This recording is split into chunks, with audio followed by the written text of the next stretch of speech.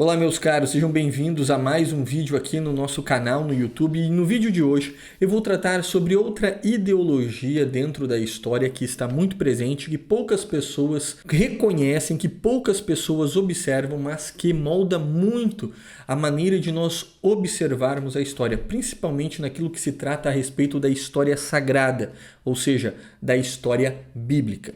Então vamos lá, o positivismo histórico, essa maneira de olhar para a história a partir da observação positivista é uma maneira ideológica. Por quê? Porque ela idealiza a história sempre a partir de um documento. E esse documento, ele tem que ser escrito. Os positivistas, eles surgem ali em meados do século XIX, início do século XIX, com a ideia da história, ela necessita ter um documento formal, um documento que ateste aquele evento. Os documentos históricos, eles são extremamente importantes para nós olharmos a história, pois confirmam vários eventos, mas há elementos que nós não temos documentos escritos, digamos assim, formais, ou um livro de história que narre aquilo. Os positivistas, eles querem documentos escritos, tanto é que o período histórico que antecede a história, eles chamam de pré-história.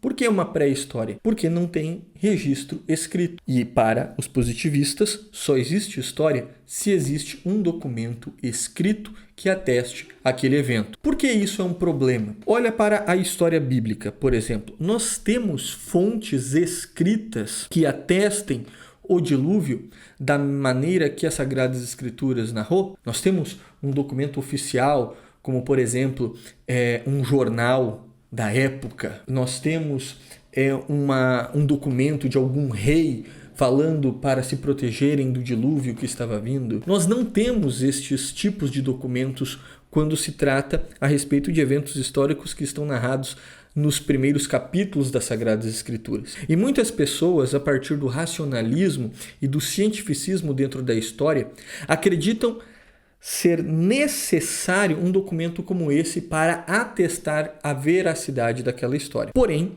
há algo que é maior do que um documento, que é a tradição. A tradição, ela é maior do que um documento histórico. Por quê? Vamos lá, pegar o dilúvio, o exemplo do dilúvio aqui. Noé. Há uma tradição milenar, desde Abraão, uma tradição judaica que confirma a existência de Adão. Já fazem milhares de anos que pessoas acreditam na existência de Noé. Falei Adão, perdão, é Noé. Depois, esta tradição, ela também foi para a tradição da Igreja Católica. Todos os membros desta igreja acreditam e acreditaram ao longo de milhares de anos que Noé existiu. Agora, nós temos uma certidão de nascimento de Noé, nós temos a certidão de casamento de Noé, nós temos a certidão de óbito de Noé.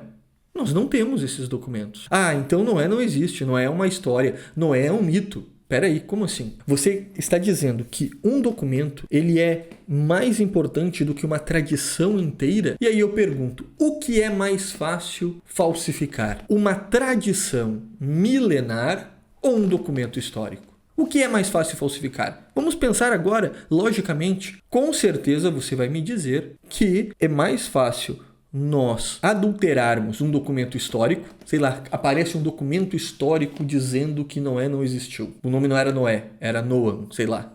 Enfim, é mais fácil aparecer um documento e você falsificar este documento do que uma tradição gigantesca, uma tradição milenar. Pegamos o caso aí do Dan Brown, lá, sobre os segredos da igreja, de que Jesus seria casado. Aparece agora, digamos que hoje, apareça uma certidão de casamento de Jesus com Maria Madalena. Olha só, eu sou o historiador que encontrei e atesto que Jesus e Maria Madalena eram casados. Peraí, esse documento apareceu agora, depois de 2000 anos. Mas nós temos uma tradição que dura 2000 anos, que vem narrando que Jesus não casou com ninguém e que não teria nenhum problema Jesus ter casado. Se fosse para ele casar, ele teria casado. A questão é que Jesus não casou. Só que as pessoas querem colocar isso dentro da cabeça. Qual seria o problema que Jesus tivesse casado? Enfim, apostólico, qual seria o problema apostólico? Nenhum. A questão é que Jesus não casou.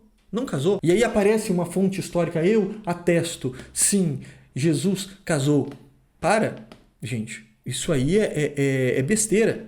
Nós precisamos olhar para essas inovações históricas, para essas novas narrativas, para esses documentos adulterados, sempre olhar qualquer ideia nova e comparar com a tradição. Se a tradição confirma, está certo. Se a tradição não confirma, então é besteira. Por exemplo, negar o dilúvio. Veja, nós temos tradições mitológicas em todas as civilizações antigas da Europa, da Oceania, da África, da América, que atestam, da Ásia, que atestam que o dilúvio aconteceu, que ocorreu uma inundação global. Olha, eu tenho um mito nos maias, eu tenho um mito nos tupinambás aqui no Brasil, eu tenho mito na Grécia Antiga, em Roma, nos nórdicos, nos vikings, eu tenho a mitologia em povos do Congo, eu tenho mitologia nos povos da Indonésia, eu tenho a mitologia do dilúvio na mitologia hindu, na mitologia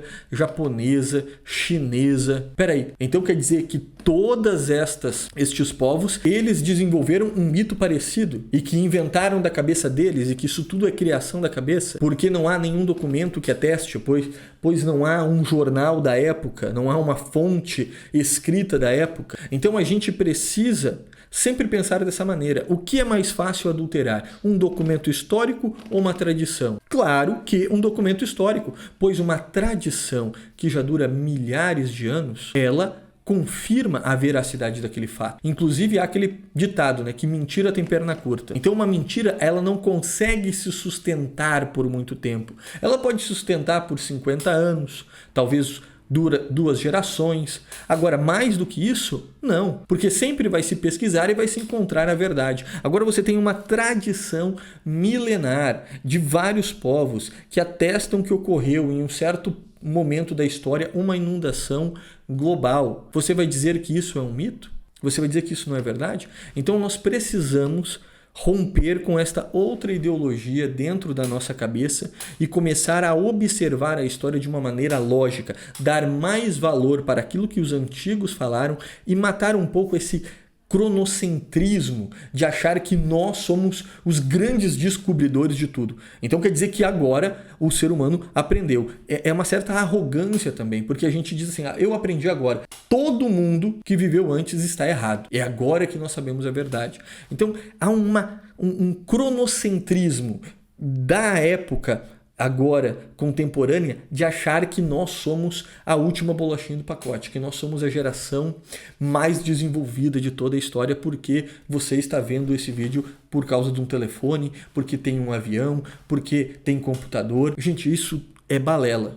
Isso é balela. Nós precisamos olhar para a história da maneira lógica, da maneira certa. Então, nunca sobreponham um documento acima de uma tradição.